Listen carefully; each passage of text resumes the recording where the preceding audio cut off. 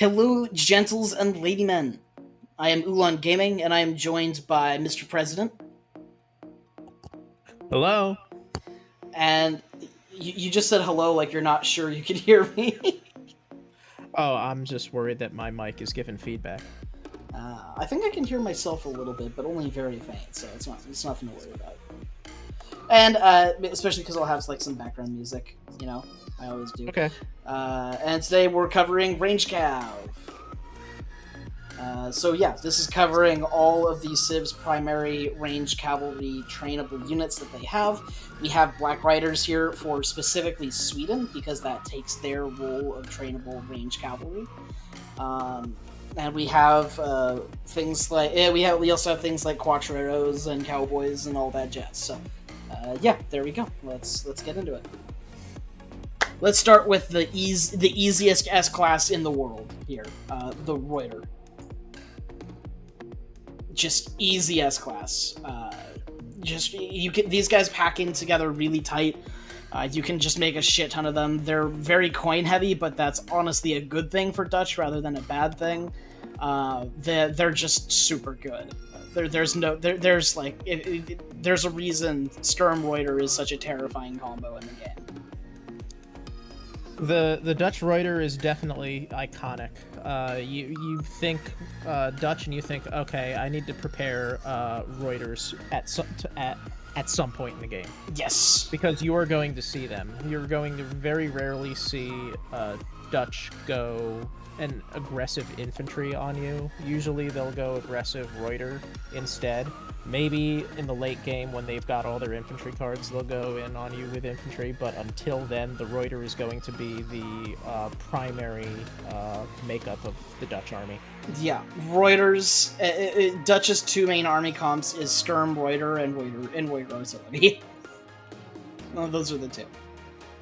The other easy S class is Aztec, which is pretty interesting when you think about the fact that of the 4 tier lists that we've done for specific civilization units, so not counting the mercenaries, of the 4 that we've done, 3 of them have had Aztec units show up in S class, and they are also going to be the last ones to show up in S class.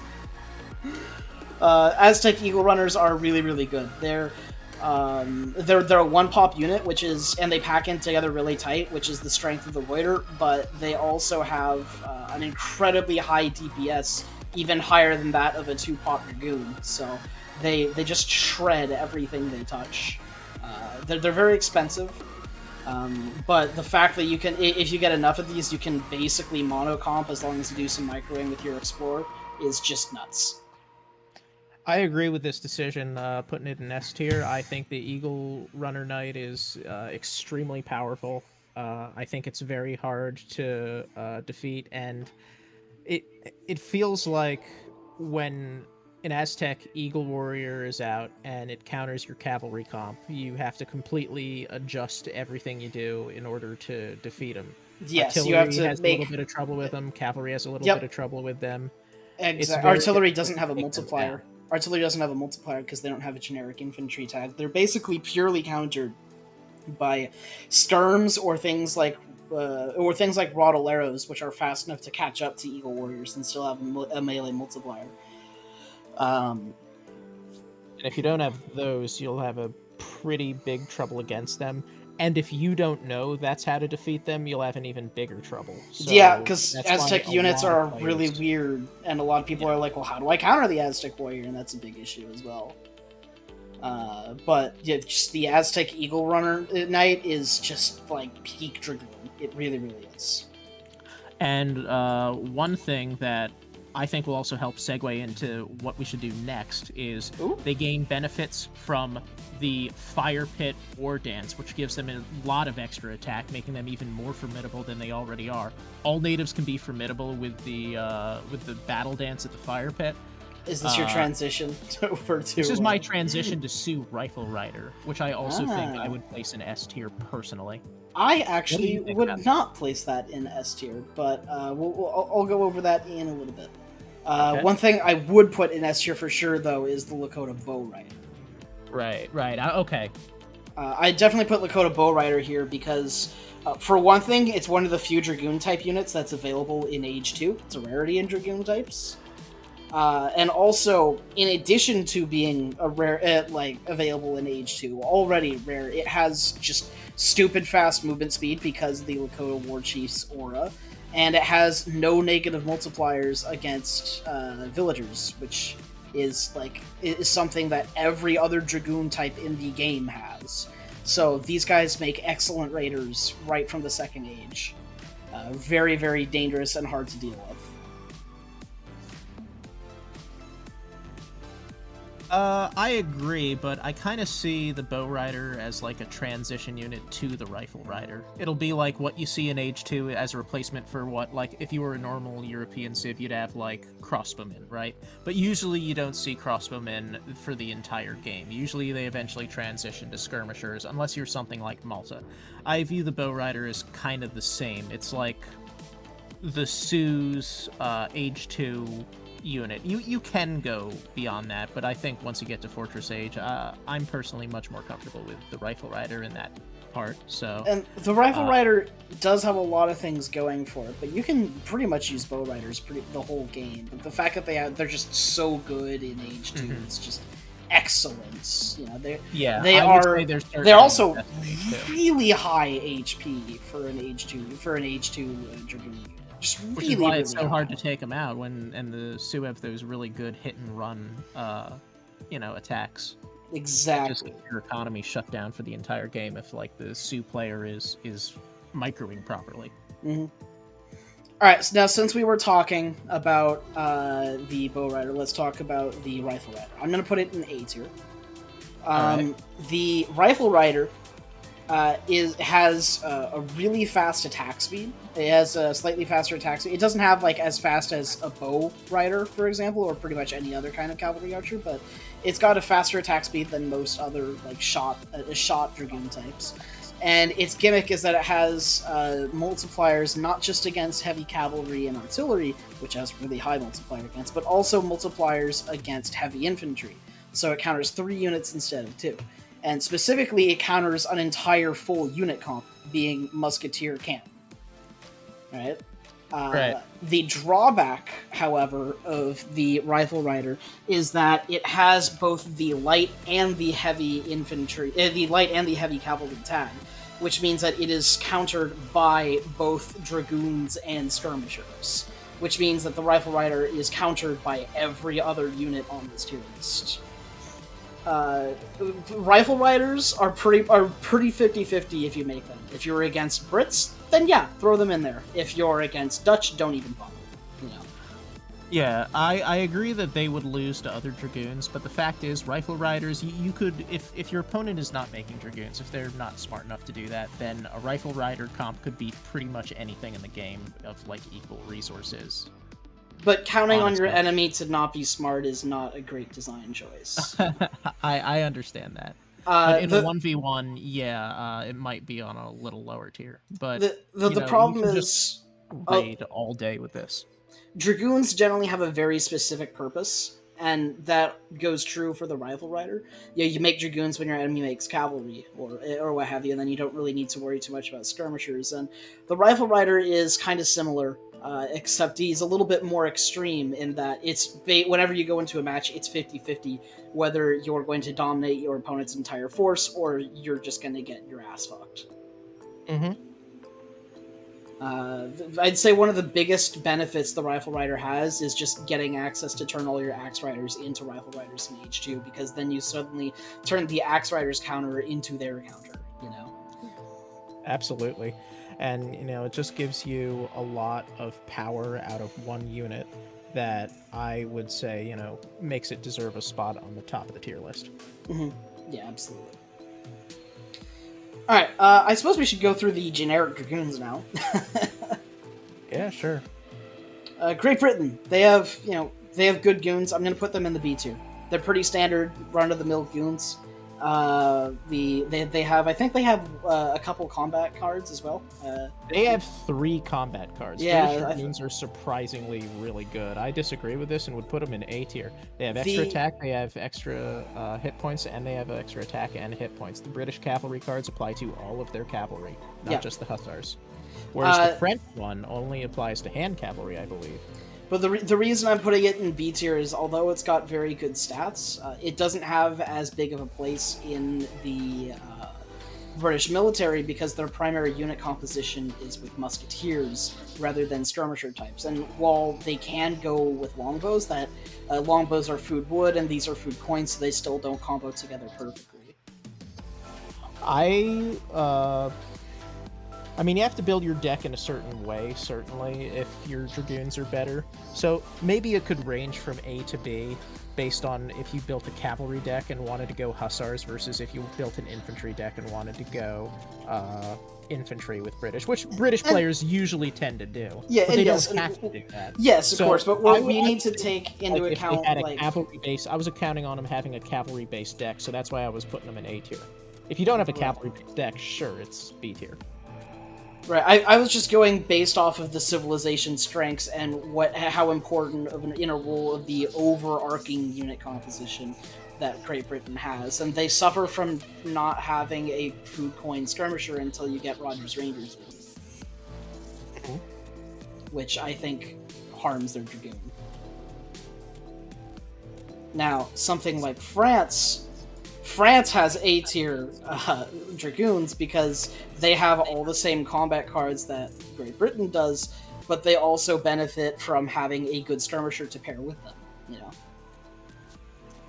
I agree with the fact that the skirmisher helps the dragoons out for France, but keep in mind that half of their...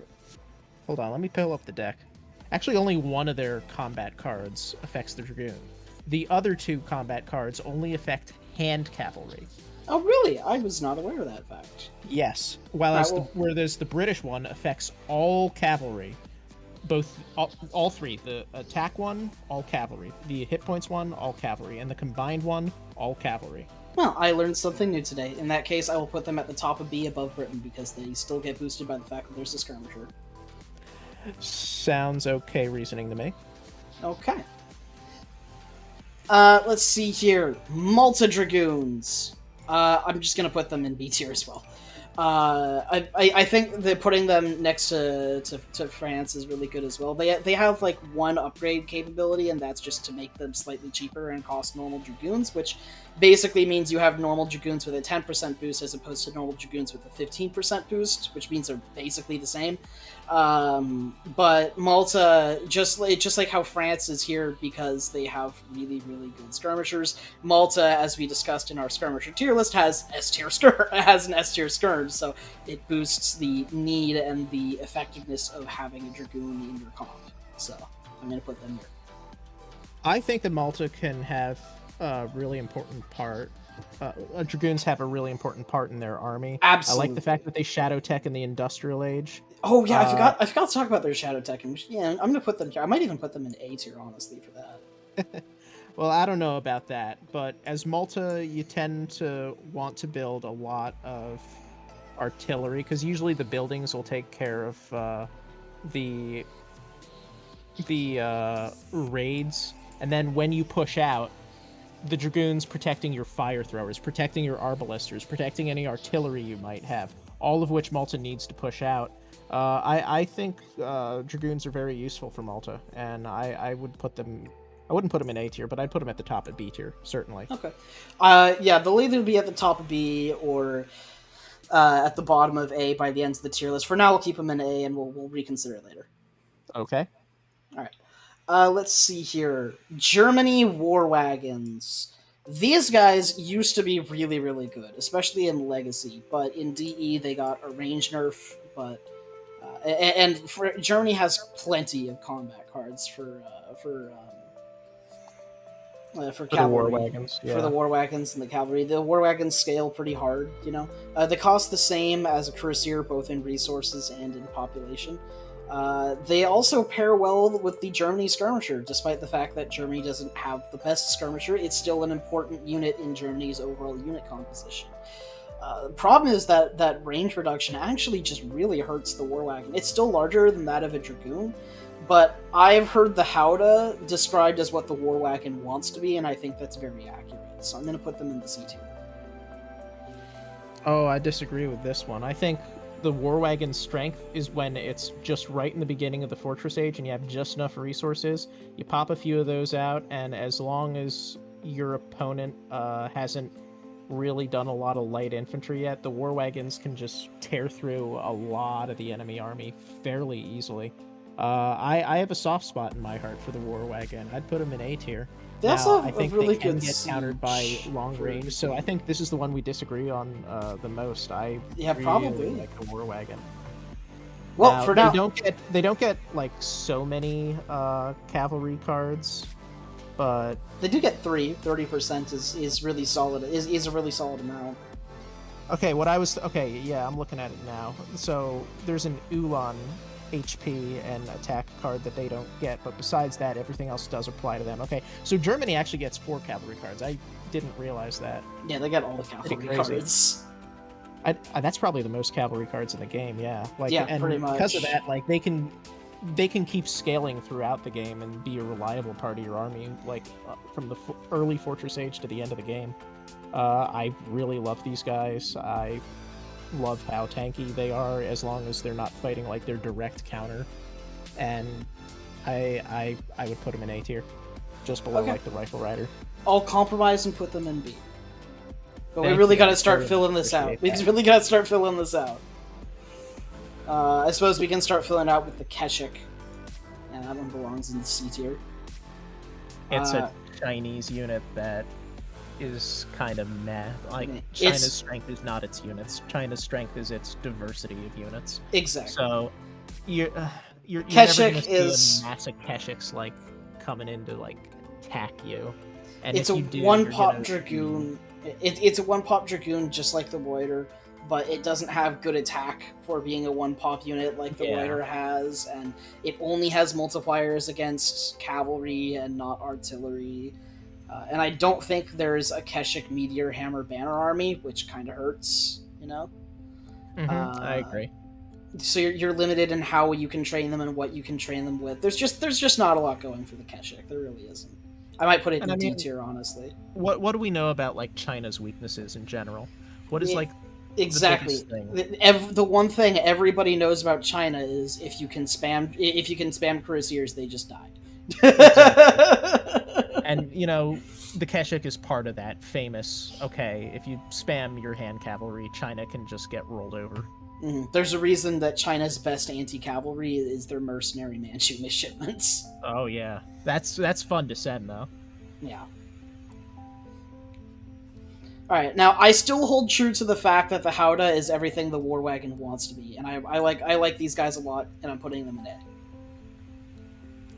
Howdahs have just a bazillion HP, and once you get to the third age, I honestly don't like Zamburaks very much at all, and Howdahs are like the exact opposite of this. They can like two-shot an Ulan, and they just are absolutely nuts. They have their combat card for Elephant Combat gives them 20% instead of the usual 15 or 10, which is just super good, and I like the Howdah. If you can afford them, these guys will serve you very, very well. I like the Howdah, but I don't think it's as good as the War Wagon. It's not as fast, and usually with cavalry, ranged cavalry, you want to be able to fire and retreat a lot.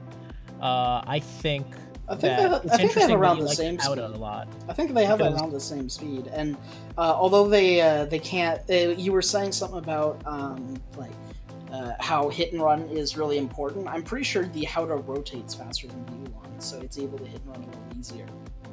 Yeah, well, it also has way more. What the Howdah is that, I mean, it's a unit that you can like really push through with.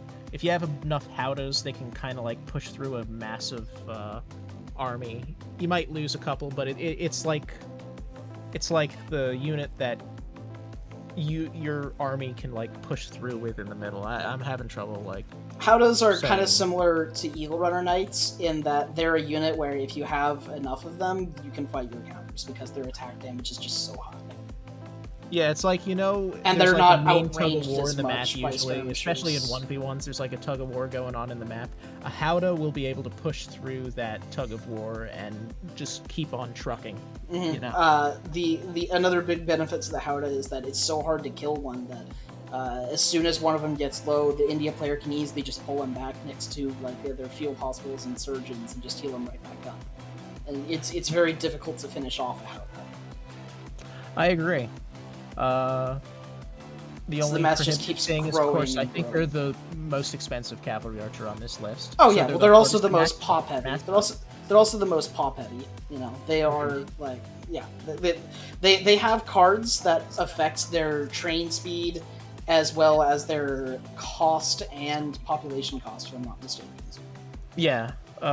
They have a lot of cards regarding. There's a lot of cards regarding elephants in general for India. Four or five different ones that specifically target elephants, but I don't know. I think only one of them refers to like combat. The rest is like cost and population space, which is the two big problems with it. So if you can get those, then you're able to actually make a mass of them. Then it's good. But usually by then, it's going to be hard for them to be in the battlefield if you can't mass them up properly. So that's the struggle you'll get with them. If you fail to mass them up, then your enemy will outnumber you. Yeah, pretty much. All right, let's talk about USA's goons. Starting with the Carbine Cavalry. I'm going to put the Carbine Cav in C tier. Maybe D, depending on how the rest of the list turns out. So the Carbine... I wouldn't be upset with putting them in D tier. Yeah, the Carbine Cavalry is cheaper than a normal Dragoon, and it has higher damage output, technically. But it kind of struggles because of how its animation works. So, it has really good standing and shooting, just like a cavalry archer of any kind. But the problem is that it takes its shots one after the other, pop, pop, and then has a 2.2 second cooldown between the shots, whereas the cavalry archer has a 1.5, which means you can hit and run with them every 1.5 seconds, but with the Carbine Cavalry, you're going to be doing the same damage, but you can only hit and run at them every 2.2 seconds, and so it really hurts their ability to hit and run. Now, you can still make these guys in a pinch if your enemy has cavalry in your base and you need some anti-cav. These guys will do their job, but they don't have a lockout. And they have exactly one upgrade card. Yeah, Carbine Cavalry just seem a little bit frustrating to use. You kind of want them to be able to pursue a little better, almost. And I think I will put them in D. I agree. It just doesn't feel great. It feels certainly better than the Keshik, but... yeah, definitely better than that. Because at least you can train them in groups of 5. Yeah. The USA's infantry is generally good and will be able to take out cavalry. So in general, you just want to stick with infantry, more of an infantry artillery base. If you're USA, honestly, maybe have a few of these guys in here if one hussar gets too close to your guns or something, but.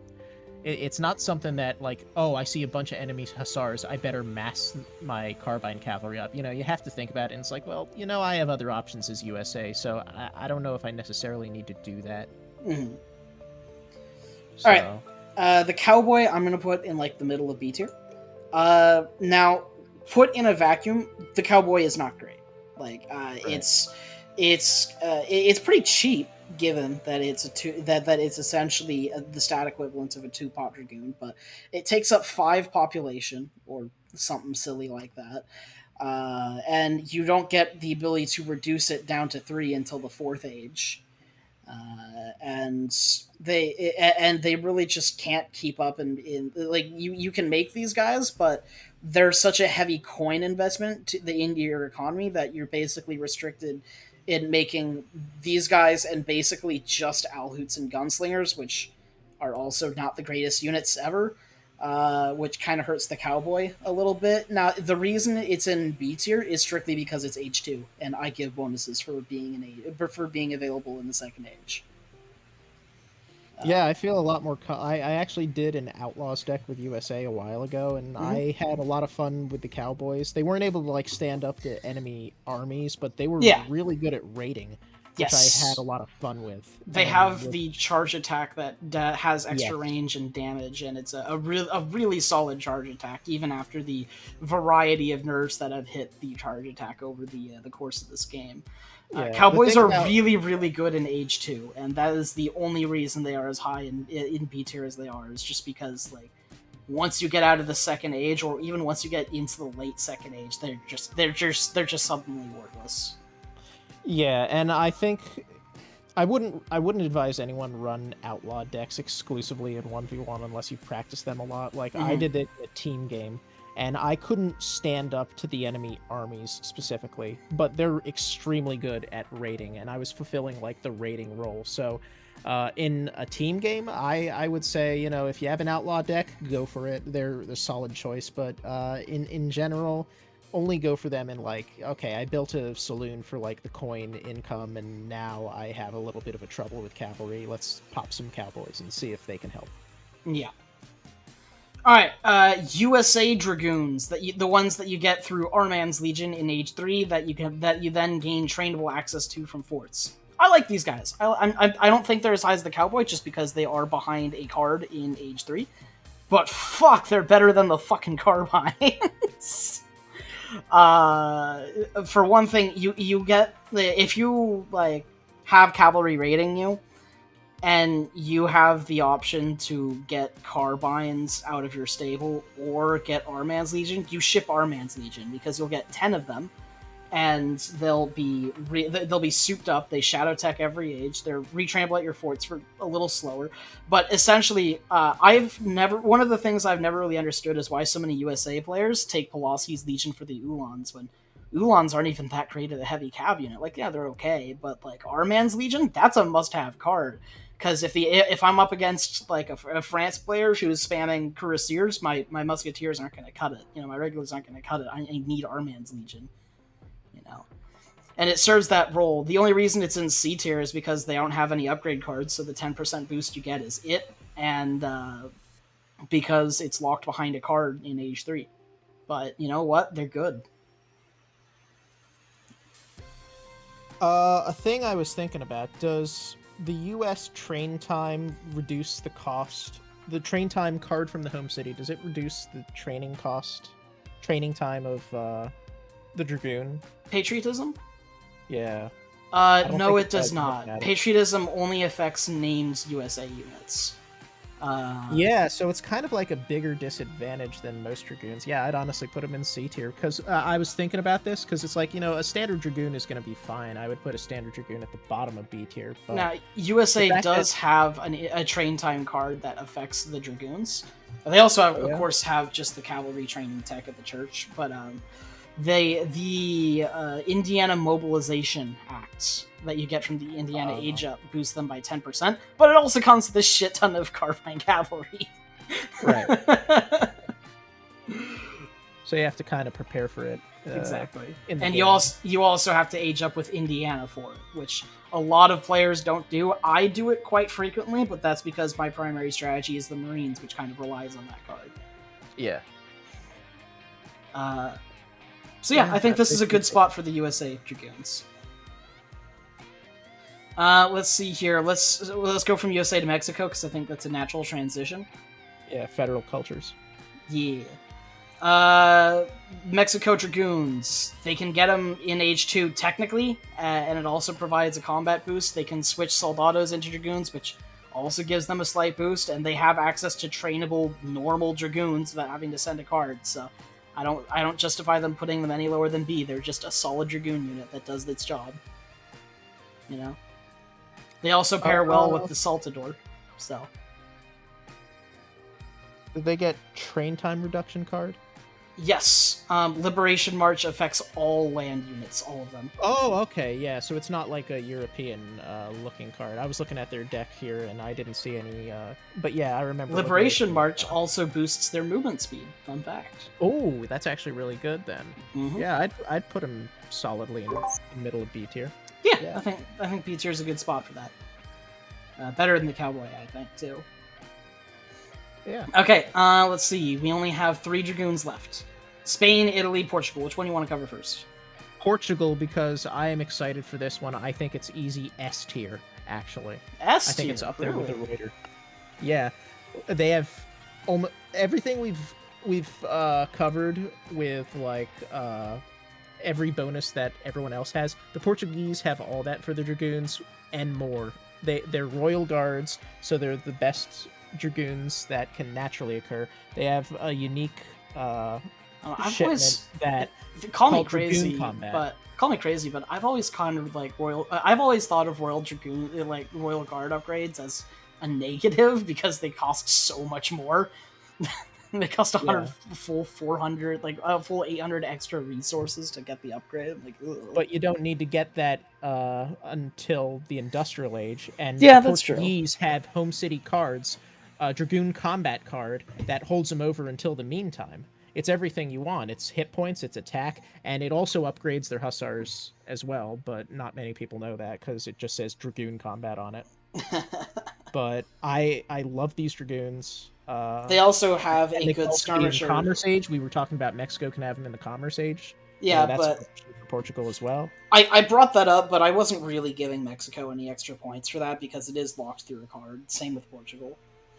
You know, I just figured it was worth bringing up, which it is, you know, for Portugal as well.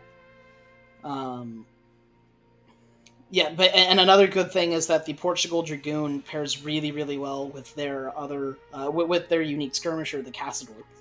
Yes, a Portuguese player can immediately get to the Fortress Age and say, "Great, I have one of the best Dragoons in the game already as soon as I ship this card, and I can immediately start training Caçadors. I can immediately start training both Caçadors and Dragoons and completely change my Commerce Age to a Fortress Age very comfortably."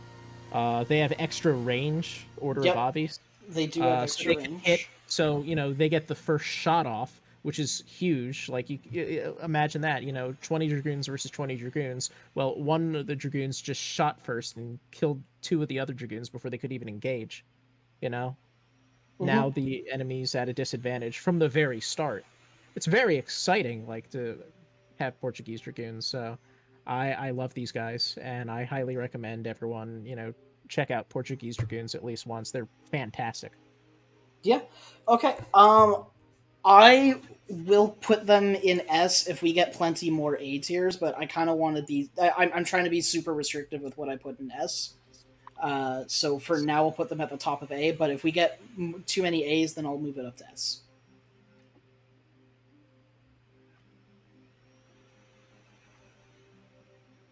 Does that sound good? Sounds good to me. Okay. Spain. The strength... I think we mentioned this with the Spain skirmisher. The strength of the Spain Dragoon is that Spain has Dragoons, because Spain's strength is that they have everything. But I mean, it does its job well. I don't know if Spain... Does Spain have a generic cavalry combat? I think they do, right? Because they have Hussars. It's hand cavalry, except for the generic cavalry combat, which affects everything. Right, so they do have at least one... They have a cavalry combat that they can combine with Unction, which basically means they have good Dragoons. You know, there's no reason to put them anywhere other than just smack dab middle of B. You know, they're good, they do their job, they which is everything about Spain. Yeah, you know? I'd put them about the same as their child, Mexico. Pretty much about exactly the same. Yeah, pretty much. Maybe a little better because they got cavalry combat, and they're a cavalry-based civ, so you can just make all your army out of a stable if you want. I mean, yeah, but you can do anything with Spain. I wouldn't say they're a cavalry-based civ. Yeah, they're very they're an everything civ, you know.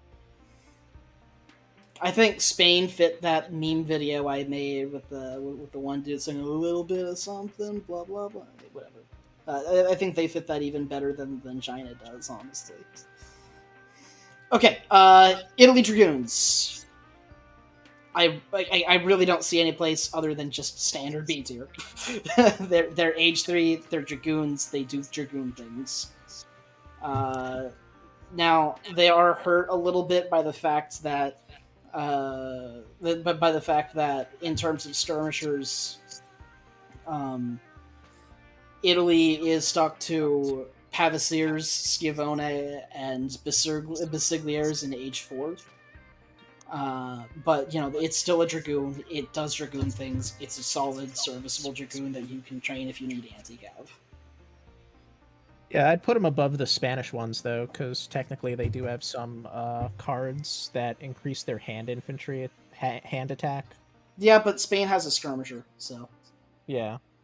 Well, the Italians are basically always going to be making light infantry, whether it's the Pavesiere or the Bersaglieri in the late game, so the dragoons complement them fairly well. They do. I'd put them about the same as, like, the Spanish. I mean, they're kind of there. Yeah, and we put the Spanish as the same as the Mexicos. These three are really just the perfect trio. I think they're necessary. I think people don't realize how necessary they are for Italy yet, and I'm hoping that people look at them a little more once, Italy's been out for a little longer. Mm-hmm. They're not, like, great, though. They don't feel like Portuguese dragoons. Portuguese dragoons feel extremely good to use. Italy dragoons, it's like, okay, they're doing their job. Yeah, of course. Alright, Zamburaks. I kind of want to put them in C tier, but they're also available in age 2, and I said I give bonus points for that, so I'm a little torn. The thing is, Zamburaks are just pathetically weak. They just die so easy, just like the Sours. I mean, they can do their job. They get in a big mass. They don't pack as tightly as the Reuter, though. Where would you put them? Above the United States, still in C tier. Yeah, that's fair. I think that, like, you can certainly do a camel build with India, but why would you want to? Why would you want to?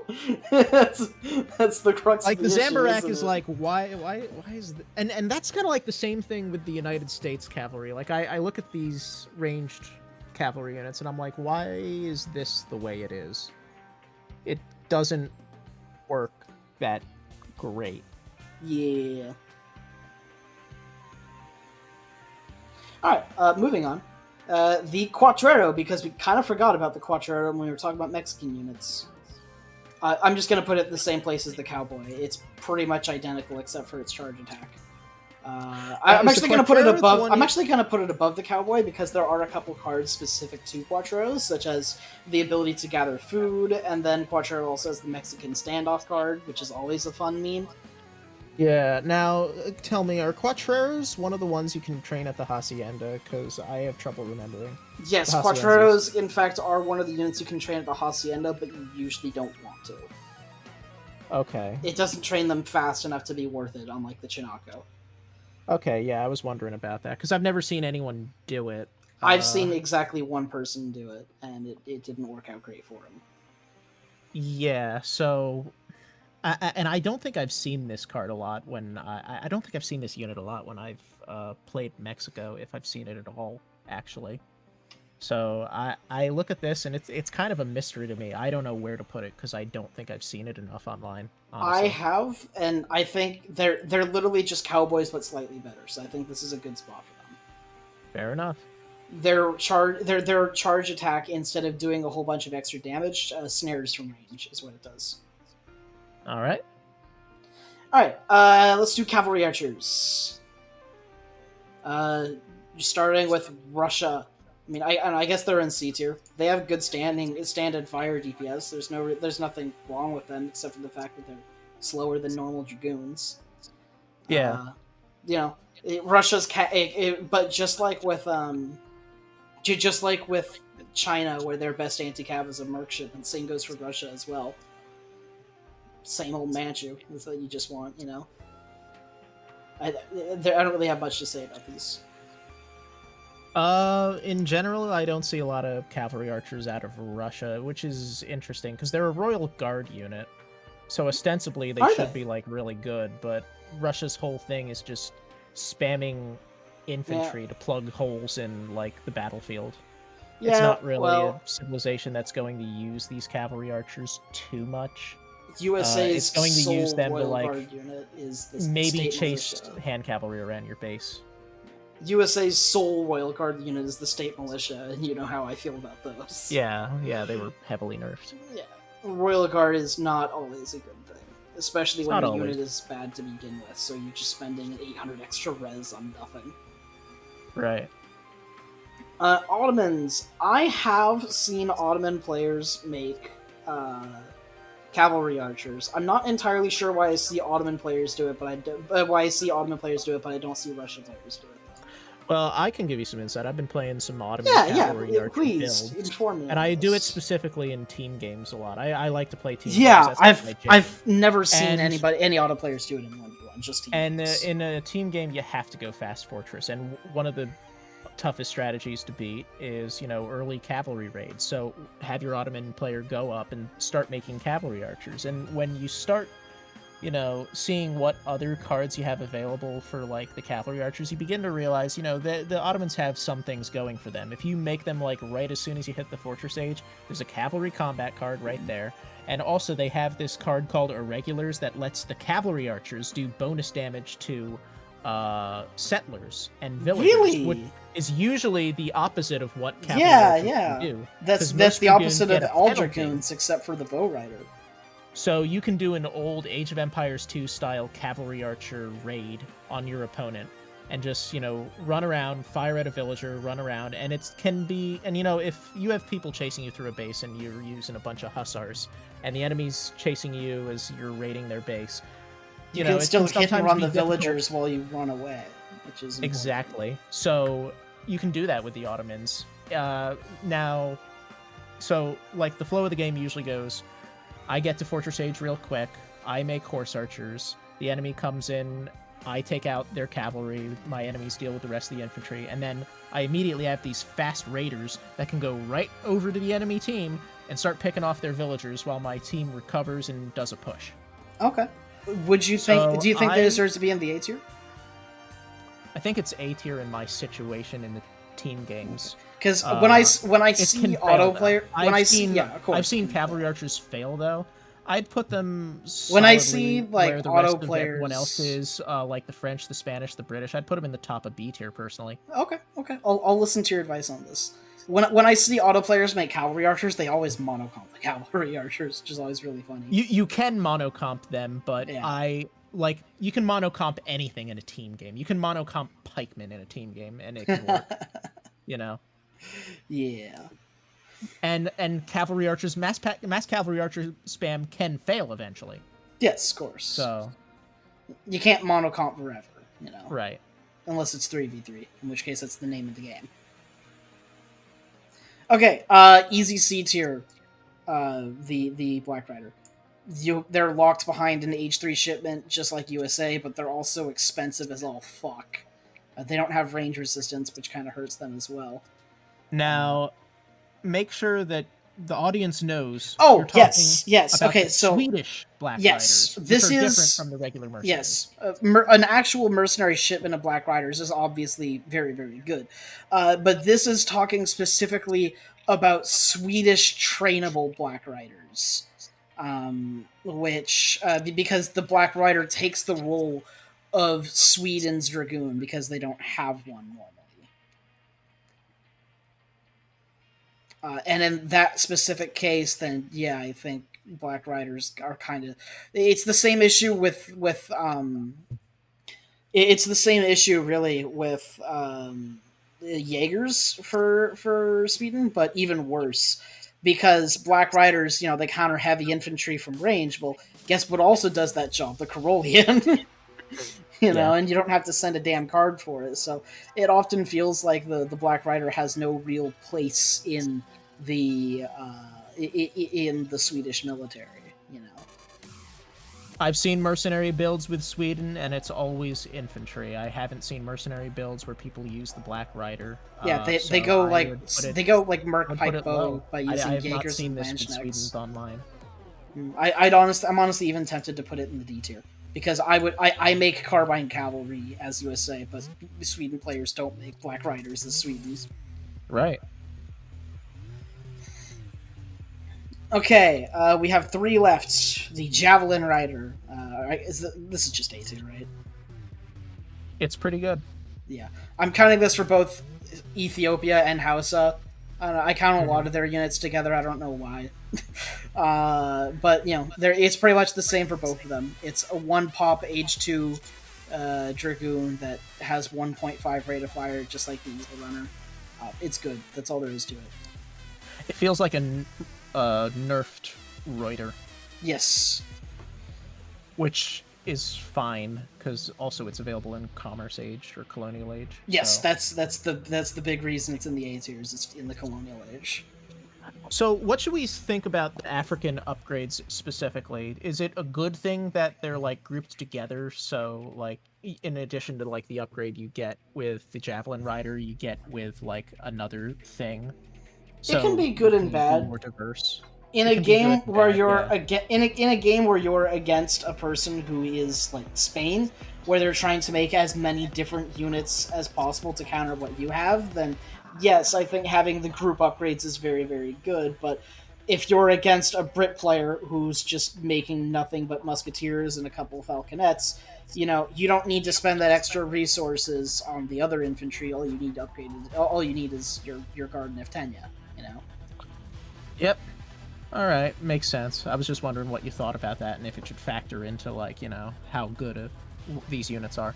I think there's pros and cons to both of them, so I don't really see how I don't really think it would affect my opinion of the Javelin Rider in any way, just because there are pros and cons to it. All right, fair enough. Okay, now, Musket Rider. Where would you put this? Archer? I put this here by accident. Yeah, I didn't think there were any Civ that used Cavalry Archer other than Russians and Ottomans. So yeah. I guess we're on to the Musket Rider. Yeah, what's really funny about the Cavalry Archer, about Russian Cavalry Archers, you know how China has this big issue of like not having a good anti-cav because their Keshik sucks? Yes. Well, one of the ways that you can get like really solid dragoons is by going Russia at your consulate and then getting consulate dragoons from Russia, which is really funny because you get real dragoons instead of cavalry archers. Yeah, that is kind of funny, huh? I guess that's where all Russia's dragoons went. They went they went to China. No, it's perfect. Where would you put the Musket Rider? H3, it's food coin, which is better than food wood, like a lot of the H2 units are, which means it pairs well with the forest power, which is, as we know, a very high ranking thing. We just put it in B tier. I like the Musket Rider a lot. I'd put it in A tier. I think it's really necessary for late game Iroquois. Yeah, it is, but it's all that's but it's not the craziest thing in the world. It's certainly not as high as the Rifle Rider. Also, this is your list. You can do whatever you want. Let's see. What would I... So, I would not go higher than Rifle Rider in A tier, but what would I not go lower than? I would not go lower than... I think it's about the same as the Malta Dragoon, honestly, because they both serve the same purpose of supporting your much better skirmishers. Right.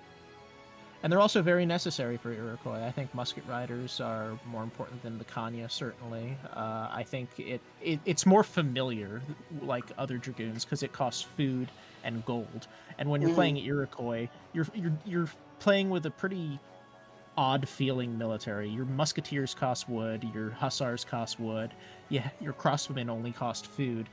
Having something that is kind of like the same as a European, it helps. Honestly, it helps with, feeling out what exactly you need for it. And so, I like the Musket Rider. I like its familiarity. It just seems like a good Dragoon. Yeah, that's definitely very true. I just moved the Cowboys and Quatros down to C tier because I looked at my list again and I was like, wait, I'd rather have war wagons on my team than Cowboys or Quatros. Yeah, I was. At the bottom of B tier, but at least they're a little bit ahead of some other guys. Yeah. Alright, last cavalry unit, the Yabasume. I don't know too much about Japan, but I know these guys are good. Mm-hmm. What do you know about them? I know Japanese players don't necessarily like to use them, but the ones that do like to use them usually use them fairly well. Yeah. I know they have a particularly high, artillery multiplier, if I'm not mistaken. And they also get a bonus from the Golden Pavilion, I believe. Yeah, well, everything gets a bonus from the fucking Golden Pavilion. Yeah, so I mean, Japanese units in general are just better than other units. The problem is like cranking them out because usually like they're more expensive or something. Now, I will say that they generally don't play, like you said, they generally don't play a huge part in the Japanese army composition, but yeah, they so definitely play. I can't put them in A tier because I feel like absolutely. A tier is something you'll see every game. You know? Yeah, for sure. I say we just put him in B with the Russian cavalry archer. Yeah. With the Russian cavalry archer? Certain Ottoman cavalry archer. That's right. Yeah. A is like something you'd expect to see every game from the civilizations, so you're definitely not going to see that with Japan. Yeah, I think the Yabasume, just like every other fucking Japan unit, has like 3 to 4 upgrade cards in addition to their ridiculous amount of just auras and shit, which means if you want to, you can basically make Yabasume's living gods just like every other fucking Japan unit. But yeah, and that's the thing. Like Japan has so many other options. Yeah, they have honestly, other options that seem pair to be on better. like the lower end of like something you'll see a Japanese player do. Exactly. You know? You're gonna see Flaming Arrow spam a lot more. You're gonna see Ashigara Musketeer spam, Yumi Archer spam. You'll probably even see Samurai spam more than Yabasume's or Naginatas especially. Yeah, Naginatas. Yabasume's, like out of all like the non-artillery units, I'd expect to see them the least. Yes, I think I've seen more flaming arrows in my entire time playing this game than I've seen Yabasume. Yeah, and it's not that like it's not that Yabasume is bad. It's just people don't make it for good. some reason. Yeah. But people don't like them, and they have cards that specifically upgrade them too. I trust the people playing Japan to know what's good and bad. So, right. That's where I'm going to put them. I just don't know enough about them to like place them any higher or lower. You know. All right, That's our list. I think this is a rather short video compared to some of my other tier lists. Oh. Any last minute notes? Any changes that you would make? I know you want to see Portugal in S tier, but I'm not going to put them up there. No, I think you have something that's pretty acceptable here, except for the war wagon, which I would rather have war wagons than anything up to like howdahs, maybe above, maybe around musket rider. I'd take howdahs over war wagons any day of the week. All right. That's going to do it for today, ladies and gentlemen. Have a great day. Love each other. Sexually. And goodbye. Bye-bye.